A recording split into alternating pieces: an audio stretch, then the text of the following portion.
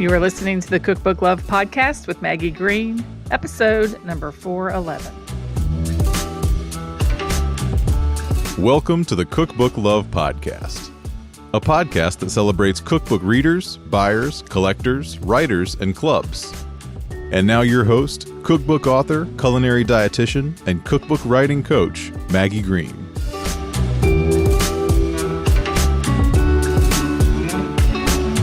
Hi, everybody. Welcome back to another episode of the Cookbook Love Podcast. How's everybody doing today?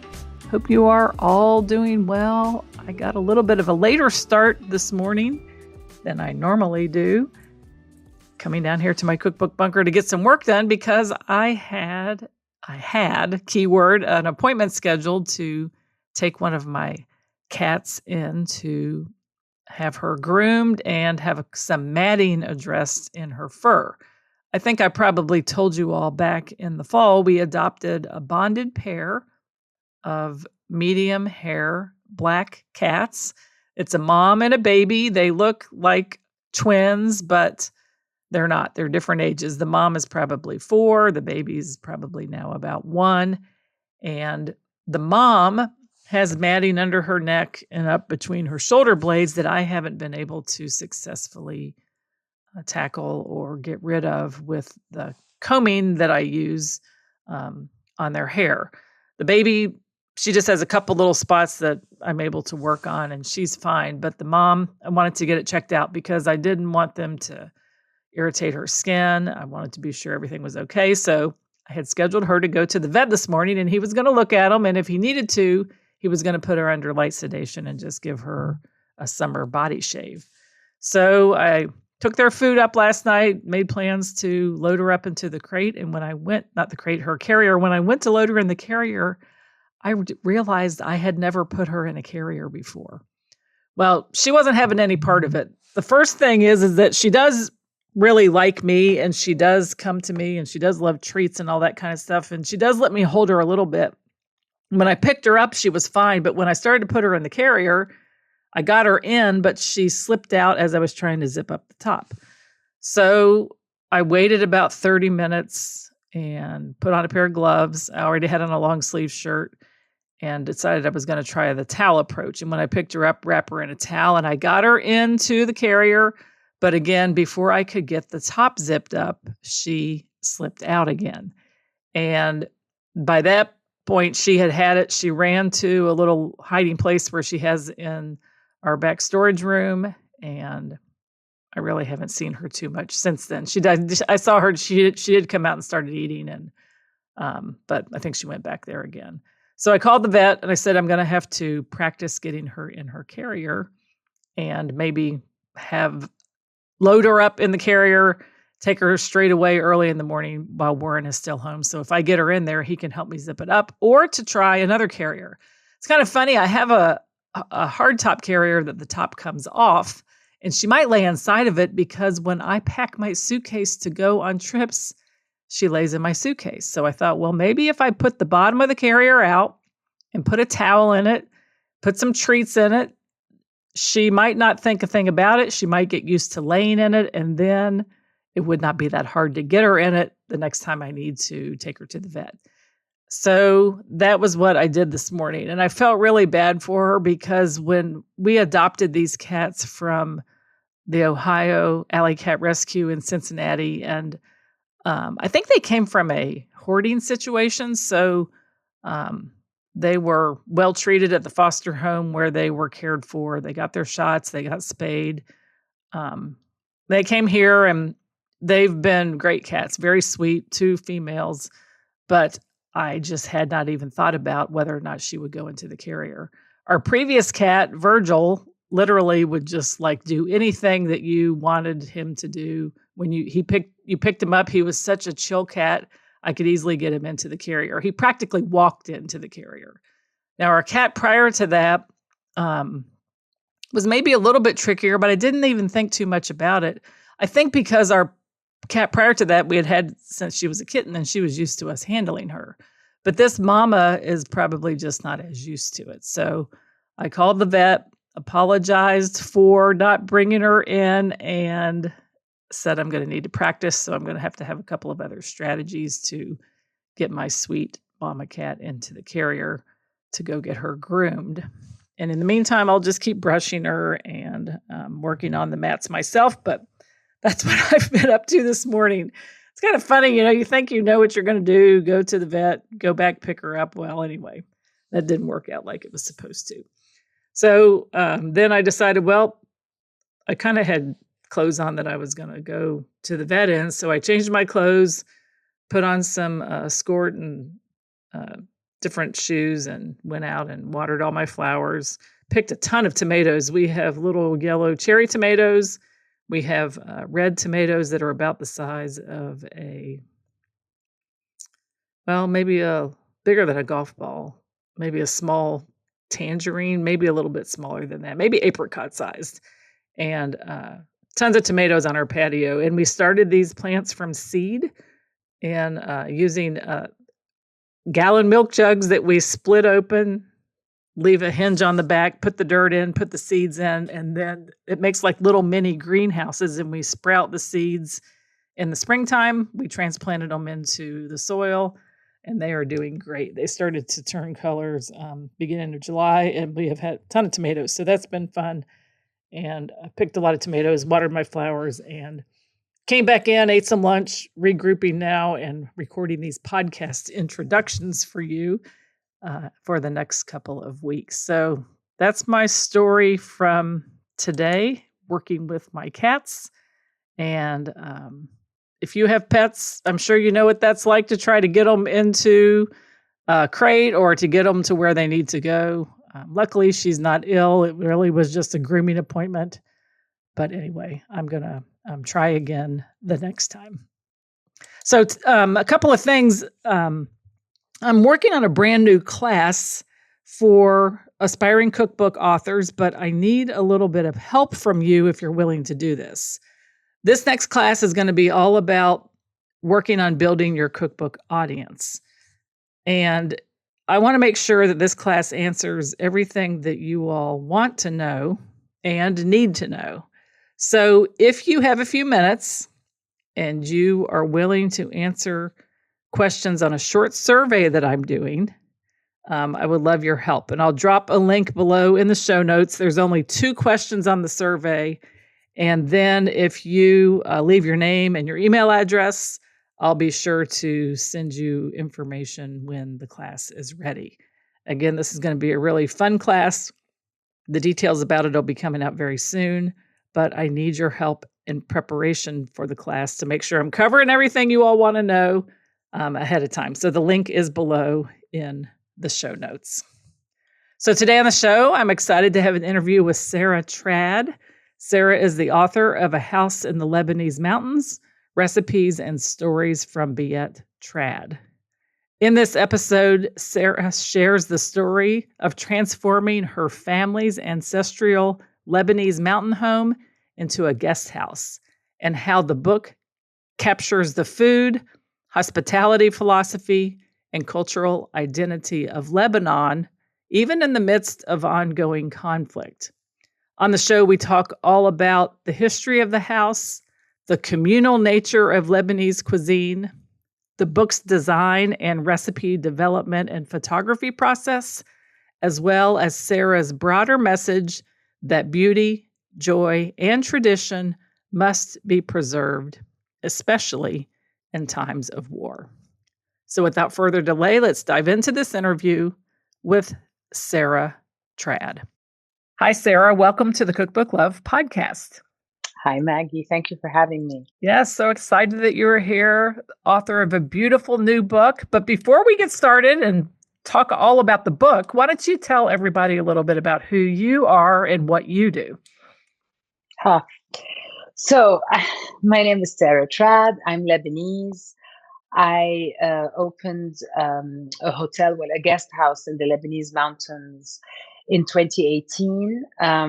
Before that, I opened a yoga studio in Beirut. And anyway, I've also been, and then I was the co-founder of a drug rehab in Beirut. So I've been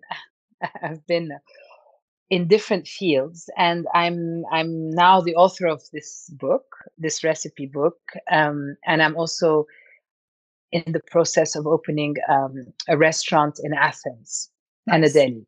Nice. So I was going to ask if you had lived in Lebanon all your life. No, unfortunately, as a good Lebanese, I've been all around. I was brought up in Saudi Arabia, and then I lived in Paris for 13 years, and Lebanon for 6 years, New York for 4 years, and now I'm in Athens. Yes. Yes. And you actually you called it a hotel or a guest house in Lebanon, correct? Yes, exactly. Yes. Yes. So why don't we talk a little bit about that particular story? I think that's something that everybody's going to need to hear to give some context to what we're going to talk about today. So my father and my mother bought this old traditional Lebanese house in the mountains in the 80s. They were not living in Lebanon, and that's the house where we would spend our summers. So it was a big house with 7 rooms, a big garden. And my father passed 1 year after we bought the house. And basically, for the next 30 something years, we would, even though we weren't particularly living in Lebanon, but we would go and spend our summers in that house. And we never really restored. I mean, it was restored when we came into the house, but 30 years later, it was it was getting old. We were not really doing the right renovations. And when my mom passed in 2013, I just stopped going to the house. And it was falling apart because houses don't like to be abandoned, as we all know, especially in a humid mountain where, the winters are humid and the summers are hot. And yeah, the house was not happy at all. And I was feeling very guilty. And I knew that if I ever sold that house, I would feel, I would regret it all my life. And I had to find a way. So I thought of making a business out of it. At the time, I was living in New York, and I moved back to Lebanon and decided to transform this family house into a guest house and to make my dream house, not to make it like some people go into business and they just do the lowest or the minimum quality required to pass no, I did my dream house, and it became Beit Trad. Yes. Yes. And that's the name of the house. It looks like from the notes that it said it was dated back to the 18th century, once believed to have been a convent. And the house had passed through many generations. And then now it stands, of course, as the peaceful retreat that you have created. How did you all learn about the history of the home? So basically, it's architects that know how to read the houses, if I may say. Because it was a house that was built in several phases. It wasn't built in one go. And some of the constructions have dates on them, like 1888, 1874. And if you look at the architecture of the back part of the house, there's like a facade with 9 doors and small rooms that had several doors. So that looks like cells. Mm-hmm. And the region so Lebanon is multi-confessional, and this is a very Christian area. So we think it was a nunnery they think, not, I don't think anything, I'm just listening. Yeah. But they think that it was a nunnery probably around 1760. And then, it changed hands and became what it is today. Right. Right. And when you actually did the updating and the remodeling, the design and the aesthetic and the atmosphere were something that you really put a lot of thought into. Tell us a little bit about what that was like, because like you said, you didn't just do this to operate a business. You were putting something else into the house that you wanted to share with everybody. So I was inheriting that house that my mother had the custody of, because I really feel that the house has its own life, its own soul, and we're just custodians. And I didn't want to change anything. The decoration when my mom had it was really, really nice. So I wanted to keep that soul, keep that vibe, respect the house itself, and not be not be heavy-handed on the restoration at all. keep it as it is as much as possible. I basically was redoing plumbing and electricity and things like that, the infrastructure that you don't really see, but I kept everything as is. And my friend Maria was saying, so I put a team together of people that knew more than me. So I had an architect, an interior designer, I had a graphic designer, I had someone specialized in hospitality, all these specialties that are needed to build that kind of project. And that, I mean, all those skills that I only had an opinion about, but don't have those skills. So I put together this dream team, and we worked on it for 3 years.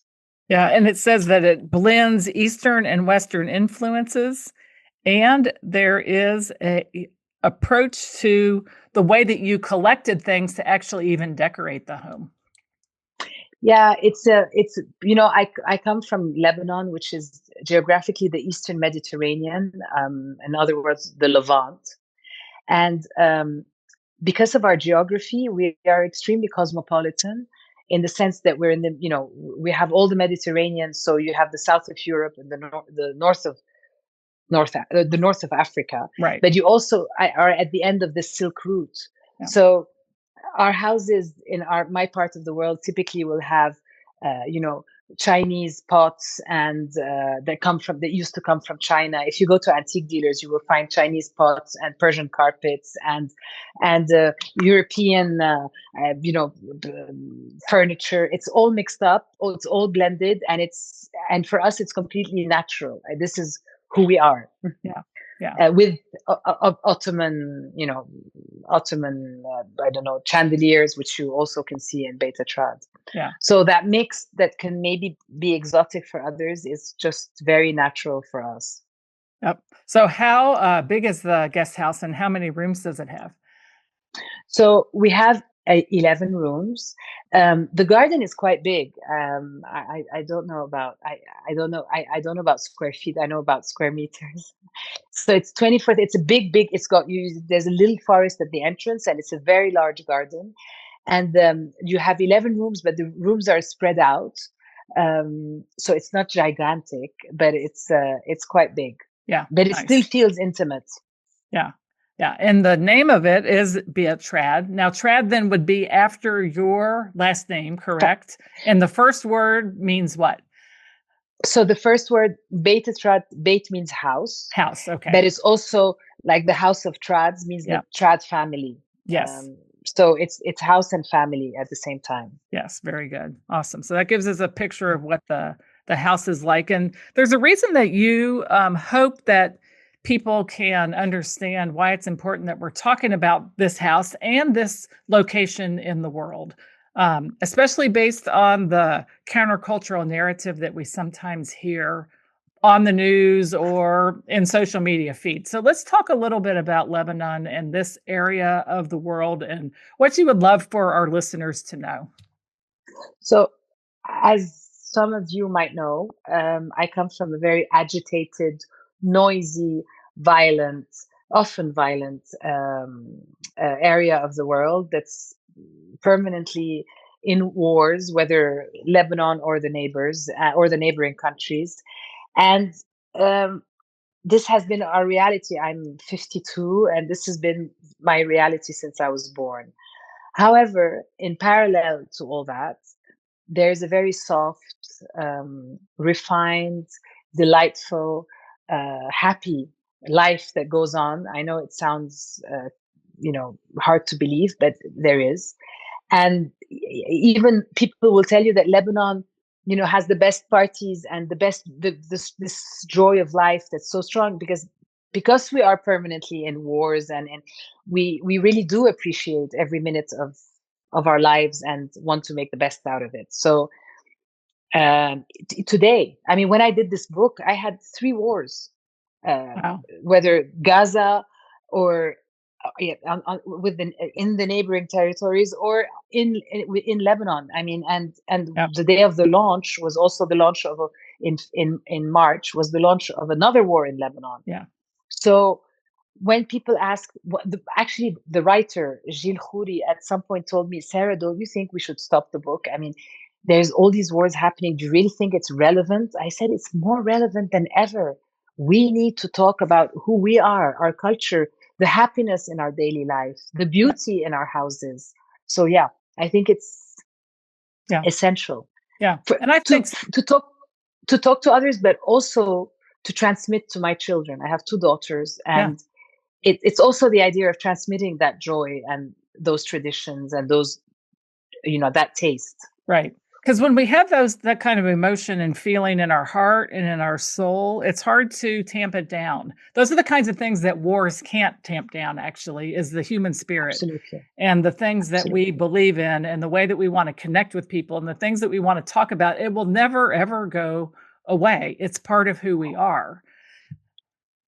And Maggie, our culture, at the end of the day, when you see all the violence and wars, what does keep you human is your cultures 100%. And your traditions. 100%.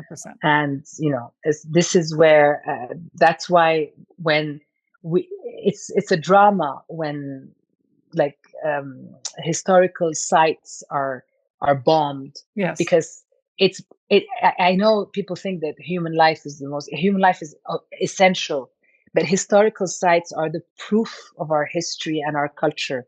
And they are, this is what makes us civilized or human. Right.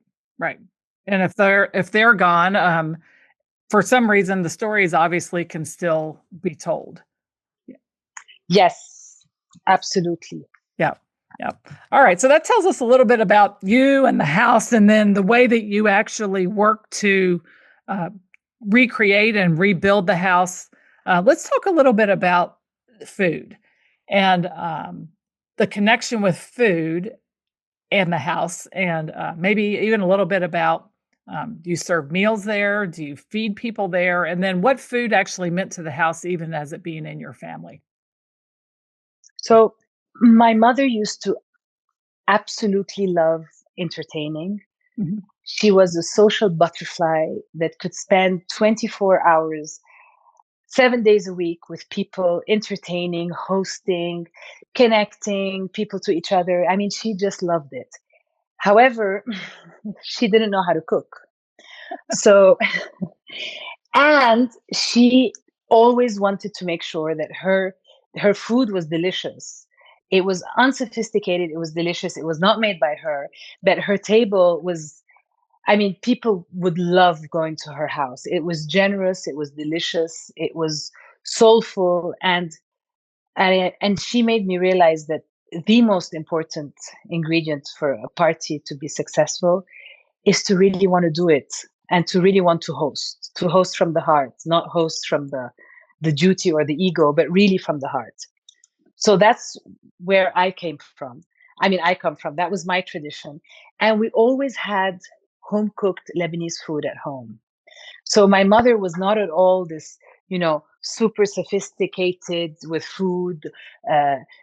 She wasn't really a foodie as per se, but she liked honest, wholesome food that she understood, which was home cooked Lebanese food.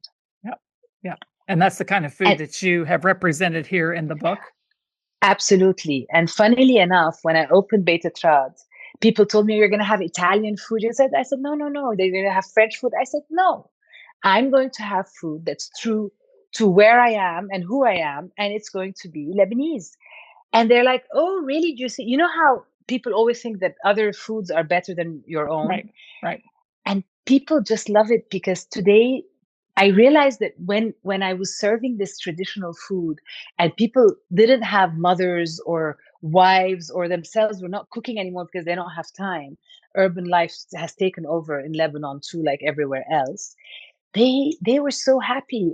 So people love our simple food because nobody's doing it anymore. Yeah. And it's honest.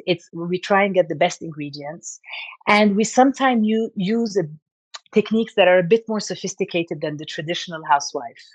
So, which makes it a bit more delicious. So it's made with a bit of a twist, but it's true to tradition. Yeah. And one of the things about Lebanese food is the communal aspect of it. Please tell us a little bit more about what that means. So I'm going to go back to my mother, as I always do in this book. My mother, if we were if we were 5 or 25 for dinner, had the same quantity of food.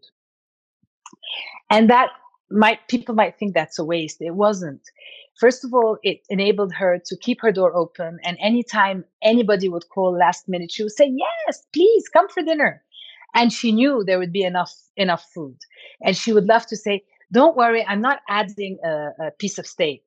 So, I mean, there's enough, just come. So that keeps the door open, and the attitude is, and also if there are leftovers, there is everybody in the building that can have the food around. So it's always sharing, and always, so our food is generous, and it's quantities. So it's Yes. communal de facto. Yes. Yes. Now, I think that it's important for people to get a vision of what this book is like. If you want to describe the book a little, the physical book itself, and then I'd love to talk about some of the foods and recipes that are in the book. So as we discussed earlier on, it has the format of a coffee table book. I would like to talk about the photographer who's one of the greatest photographers around today, and who does not do cookbooks at all. He does architecture and interior designs. Mathieu Salvin, he's French, and he's an amazing photographer. I don't know how he accepted to do this book. I think he was probably not very focused when I asked. And then when he came to Lebanon, I told him, Mathieu, but you don't do cookbooks. He said to me, you know what? My mother used to cook, and I just loved your project, so I'm just going to do it. He does. So he was basically photographing my salads like he was photographing buildings. Yeah. So the photography is really nice. And the first part of the book is all about the story of the house, the story of my family, how the way my mother hosted, with tips about hosting, her tips about hosting. And then you have recipes. So because I don't cook. I don't cook either. I mean, I'm not the best cook around. I depend on recipes. So if the recipe is not good, I don't know how to fix it.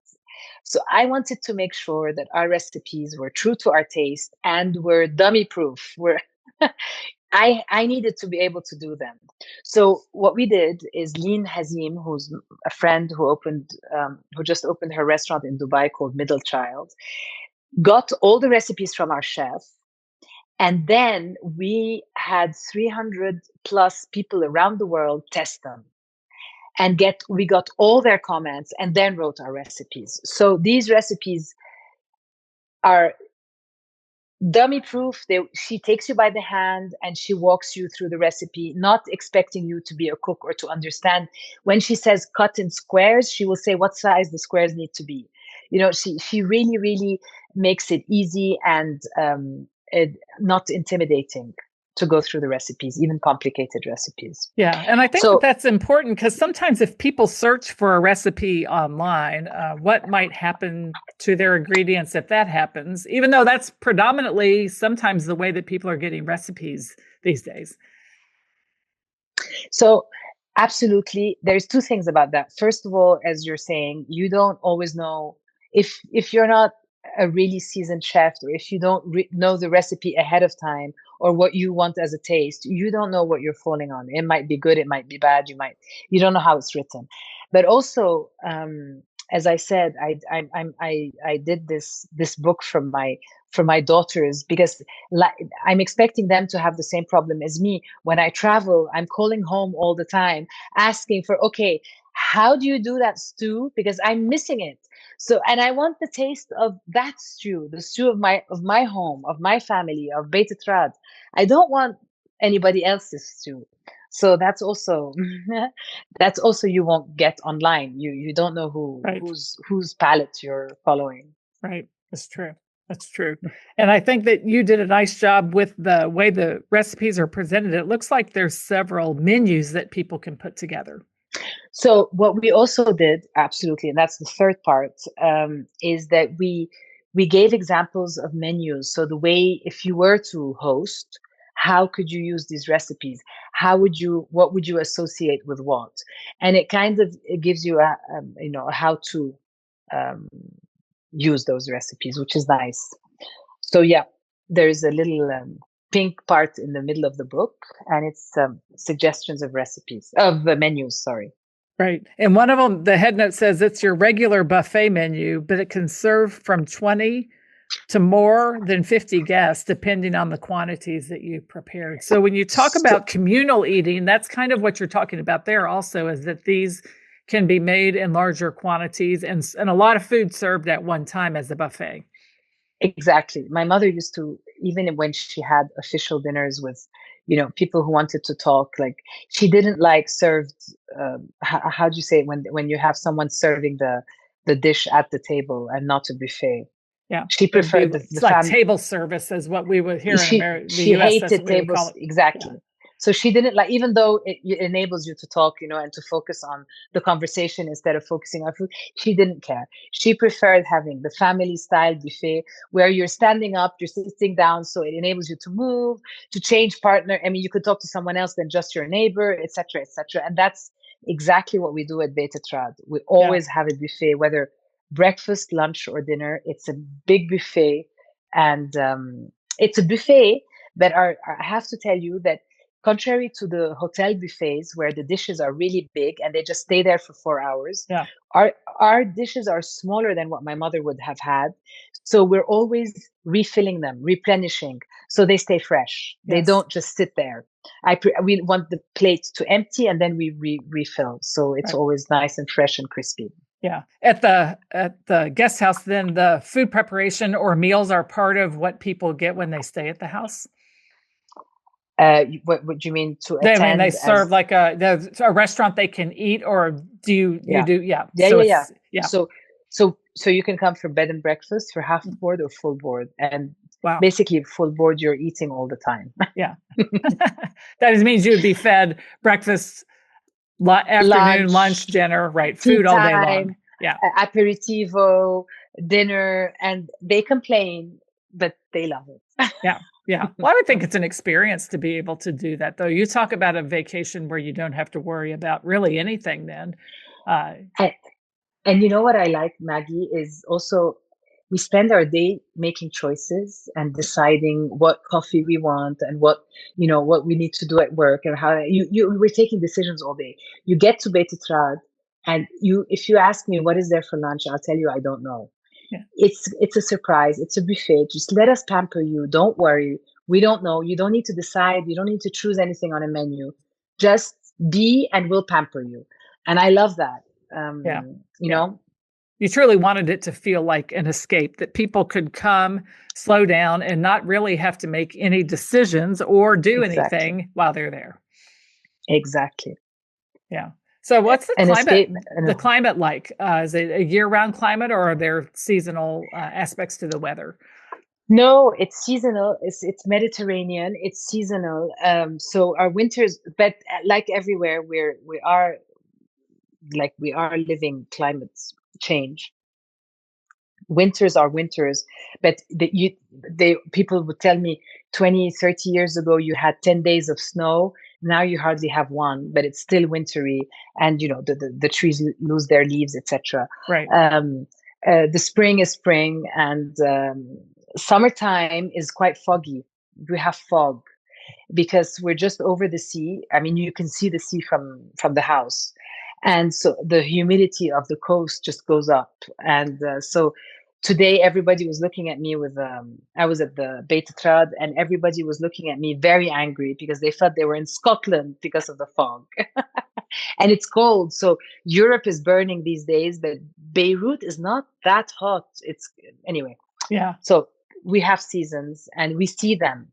I'm fascinated every year on the 21st of September. I look at the leaves and they're going red. It's the official day of fall, and our leaves go, even if the weather hasn't changed, even if it feels like summer, etc., the leaves go red. So yeah, that's nice. So nice to see the distinctive change of seasons. So I can't help but think that the food and the design and the hospitality, there's a common thread of beauty through all of these. I hope so. I've tried. Beautiful food, beautiful book. The hospitality sounds beautiful. And If people are wanting to try some of these things in their own home, what are you have simple things that you might suggest people do if they're trying to maybe recreate a little bit of that where they live? So I think people should just, you say Lebanese food and you look at the pictures, you might feel intimidated, like, oh, ho, ho, ho, ho, this is too complicated for me, or these are ingredients I don't understand. Or I think you just go step by step and you start with the easy recipes like hummus. I always talk about hummus because it's something that you're very familiar with in the US, though I've seen those walls of hummus in the supermarkets and they don't taste like anything like a Lebanese hummus. So start with that. It's it's an easy one, it's a simple one, and it's very different to what we put less lemon, we don't put garlic, it's a soft hummus. And then slowly go into the salads are simple, but as you know, if you just change one ingredient or two in a sauce, you go to a completely different world. And I think in the US, you find most of the ingredients in any Middle Eastern grocery. I know in New York you would, but I think a Kalustian in New York would. But I think everywhere you'll have at least one. You could find them online for sure. So, just grab pomegranate molasses and tahini and, just a few of those ingredients and you're transported to Beit Trad. Yeah, and it says in your this hummus here that you use dried chickpeas to start, cook them from dry, and then you add bicarbonate of soda or baking soda to the hummus, lemon, tahini, sea salt, and water. Exactly. Yeah. And nothing else. And you don't have to start from scratch. You can use canned chickpeas. Yeah. Something I've often wondered that I've heard some cultures talk about and not others is whether the chickpea peel itself comes off of the chickpea, or if you absolutely those, so when or do you blend it in? No, we try and take them off. So when you're boiling the chickpeas, and it can take hours if you don't have a pressure cooker, right? It will come out, and ideally you want to get them off because it takes the bitterness out. Yeah. And I think sometimes that's when you take that off, it seems like the resulting hummus is much softer, smoother, because you don't have to chop the skin or the whole. It's not really the whole, but the outer skin of the chickpea off. Absolutely. It makes it much softer. And the baking soda is also precious. If you can soak them in baking soda, that also makes everything softer. Yeah. Well, one thing everybody always loves is sweets or desserts. Tell us a little bit about what someone might see from a sweets or dessert perspective. So the same way our decoration is, our Levantine decoration is cosmopolitan, influenced by East, West, Europe, Mediterranean. Our desserts, the desserts a Lebanese will have at home, will be influenced by French desserts, but also our delicious Lebanese desserts. So here you have fruit tart that sounds very stupid, but it's a delicious fruit tart. We even opened a shop that does tarts. So it's a really, really good recipe. But we also have custard, which I love because for me it's the mhallabiye, which is it's a milk custard with mastika and orange blossom and pistachio, which all represent my culture completely. Yeah. And it's very simple. It's delicious. If you like custard, it's very simple, but you just travel with it. I also have, for instance, this apricot paste salad. We call it salad, but it's not. It's just apricot paste. No, but I mean, it's a fruit salad with almonds, walnuts, pistachio, and apricot, and delicious. But you also have a chocolate tart, chocolate halewe, which is, I think you call it halva. Yeah. So it's really East East meets West. Yes. Our desserts. Some of them are purely Eastern, like Lebanese, but others are a combination. Yeah. Well, the book is a delight to look at, everything from the photos to the design. You get a feel for what the house and the gardens are like. I even see a pool in the photos. Of course, lovely photos of the food, beautiful menus. So I think that from a food journey perspective, it's certainly well worth the trip through the book. And then also from a design perspective, all about the house. But what did this mean to you to go back to do the family home?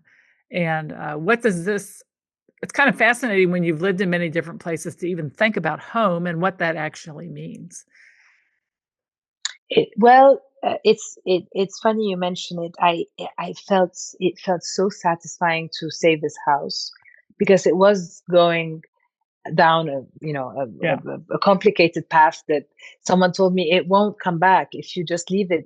Abandoned homes lose their vibes, lose their energy. And I just feel the house is happy to be back. I know it sounds a bit crazy, but I do feel it's happy to be back. And I feel I've saved, I don't know, my past somehow. Yeah. And I've honored my mother, and somehow I'm telling a story that I'm hoping my children will appreciate and even continue. Right. I think it's always sad when a building, like you mentioned, or something is destroyed or torn down. I think it's even worse, though, is abandoned buildings. Yeah, there's guilt. There's a lot of there guilt is, there. And there's a particular. My father was born in Chicago. He was the son of German immigrants, and I was looking up the hospital where he was born, but there were photos of the hospital. It was in Edgewater, Chicago, but I think it was abandoned in the late 70s, early 80s, and then went on to be used as another type of property. But they had pictures of the abandoned hospital, like, and surgery suites with just like things in there, IV pumps, surgery equipment, hospital beds. The nurses had a pool up on the roof, and like I could not. So it was built at a time where they did those kinds of things, but to see it abandoned to me is just tragic, because people were probably born there, people probably died there, people were healed there, people were made better, people got worse. I mean, but all these lives of people inside this hospital. And my father, I don't know if he was born in that particular building or if they had built a new one, but I think abandoned buildings is just haunting. It's like an abandoned community or a dying community. It's a bit shocking. And when you save a building, you feel you're saving a community, you're saving a family. And you're saving the spirit and the memory of the people that have been in that building before you. Exactly. When you look at the building in your home, you think, well, okay, if this was truly built, part of it in the early 1800s, and if it was a convent, think of all the people their daughters were being dropped off, or they're going away, and they're making a vow to this vocation, and they're living there. Some might have been really happy, and some might not have been very happy. Absolutely. And the building just contains all these different lives. So for a family home, even just on a smaller scale, that's why people often they feel a sense of loss when parents like leave a family home, or they move, or maybe they go downsize, or they upsize to a different home. For the children that were there, it's always like, that was like the center of their universe, I guess. Yeah. Yeah. Absolutely. Yeah. So I have very much that feeling with Beit Trad, and I'm so when the guests tell me, isn't it strange to have foreigners sleeping in your house? I said, no. Yeah. It's thanks to you guys that we've saved the house. I'm actually very grateful, and I'm very happy to see life in the house. Yes. I was not going to fill 7 rooms and go up there all the time. I mean, I wouldn't have. Right. So no, I only have gratitude and happiness when I see guests. Because it's kind of interesting to think that the house then is happier with people in it. Yes. Absolutely. Yeah. And it's definitely better maintained. Sure, because people are in there and they're moving around, and you can see if there's a water spot on the ceiling, or if there's a window that needs to be repaired, then it can be taken care of right away. And there's always something. There's with the house All there, the and I'm time. sure with a older house, it's true. Yeah, always something. Always. Yeah, and then the gardens and all the other things that are outside on top of it. No, it's a permanent. You don't. You just. It's a full-time job. Yeah. All year round. So if your mother could come visit now, what would she say? I think she'd be very happy. I have to say, I think she would really be happy. Yeah. And people that come are happy. So I also think that means the house is happy and my mom's happy. Right. Otherwise, we wouldn't have had, what's happening now. I wouldn't be telling you about the house. Yeah.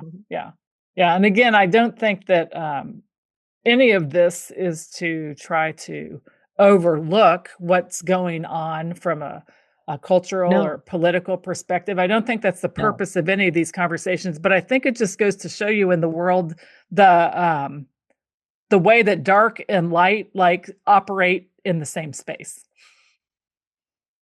I always tell the story in the book when there was the Beirut blast. We had this blast that was second to a nuclear blast in Beirut, and 200 people died and more than 5,000 people were injured on the 4th of August 2020. When that happened, I had just delivered my second child, and I was in Beit Trad, and I look at my team and I'm like, okay, we're going to close. I mean, what am I doing? Putting music and having good food. And I mean, this sounds so superficial compared to the tragedy that my city has. I really wanted to close. So for the first 3 days, obviously we put the music off and there was nobody in the house and I was ready to close until the third day when people started coming, like they had booked and they started coming. So we have this long alley as an entrance, and I could see them arrive, and from far, everybody looked normal. And as soon as they got closer, you would see someone with a broken arm, someone with his nurse because they couldn't see, their eyes were full of glass. Anyway, all these people were coming just to heal. They were just coming for respite. They were just coming to take a break. And people would tell me, this is the first time in a week that I have slept. This is the first time I have eaten. My other daughter was 2 years old. They would spend the day at the pool with my daughter. And I'd go, okay, I'm sorry, I'll take her away. I mean, who wants to spend the day with, no. We want to talk. We're so happy. They were happy to talk to a child because it made them forget the drama. Yeah. So I realized that in the worst darkness, you need those sanctuaries of life, of happiness, of joy, where you just can reconnect to your own life, happiness and joy. Whatever the circumstance. And we, as Lebanese, we know that. So nobody has guilt. I know for outsiders and foreigners, it sounds a bit disrespectful. It could sound disrespectful, but in my country, we know nobody has guilt for continuing life when some other places in our country are not, go through bad moments, because this is how we've survived. This was our survival skill and kit. Right. You wherever you can, you bring life and you bring joy, because you don't know what tomorrow will be made of. Right. And you said this has kind of been part of your life and part of who you are, permanent war, since you were a child. Yeah.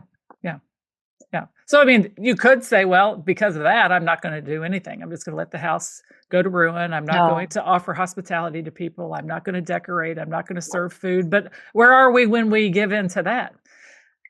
No. Yeah, no, you don't want to do that. Then then basically you're giving into your own life and just 100%. Not living it. 100%. Mm-hmm. My motto has always been, we have to be people of hope. We have to be people that always offer, there's always has to be a glimmer of something that people can look forward to and share and enjoy, because you don't know sorrow unless you know joy. You have to have both in order to know both.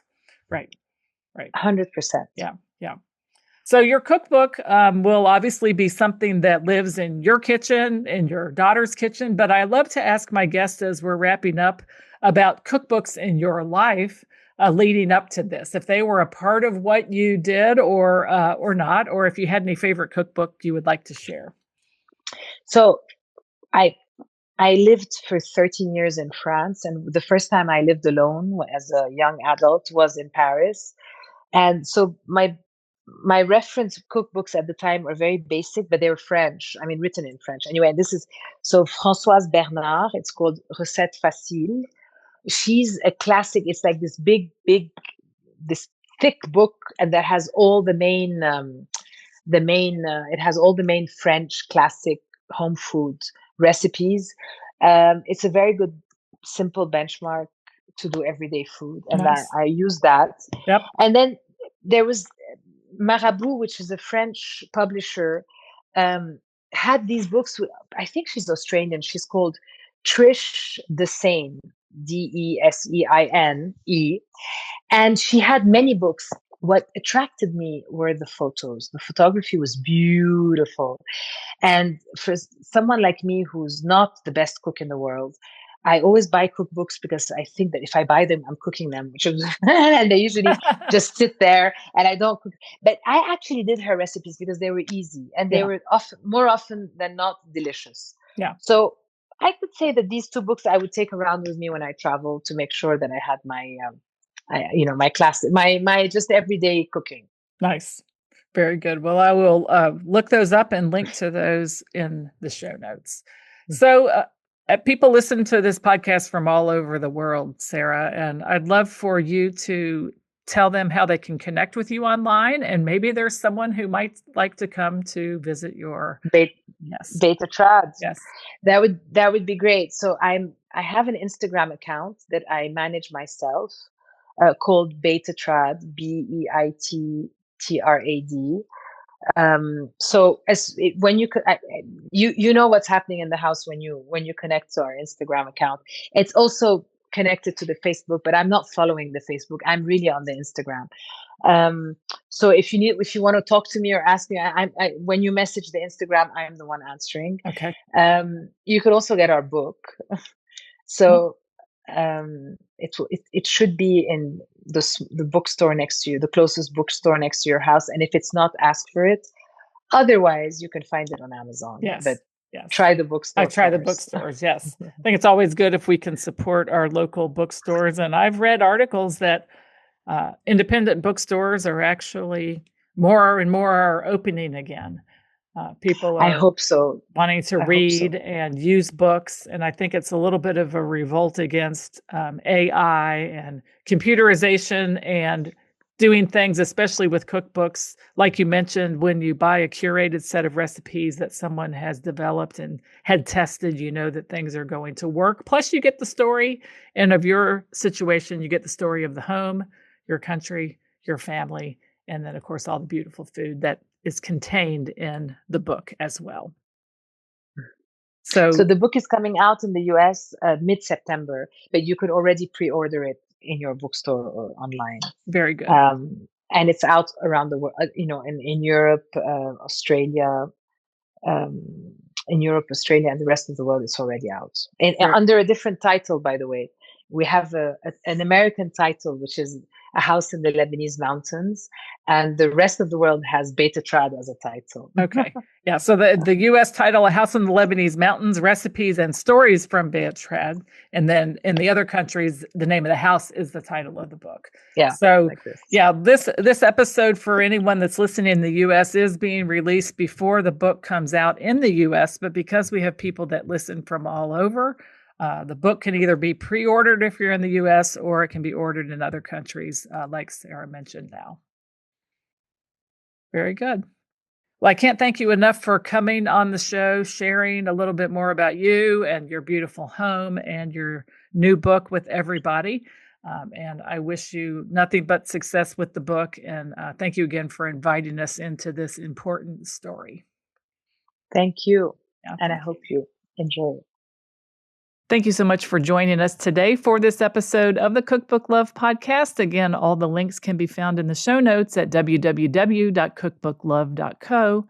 And if you are interested in writing a cookbook of your own, please check out the free cookbook writing masterclass called How to Get Paid to Write a Cookbook.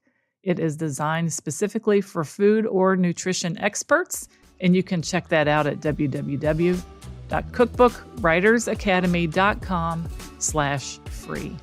So that's it for today's episode of the Cookbook Love Podcast. This is your host, Maggie Green. And until next time, have a great day and keep loving your cookbooks. Thanks for listening to the Cookbook Love Podcast. You can find out more information at www.cookbooklove.co.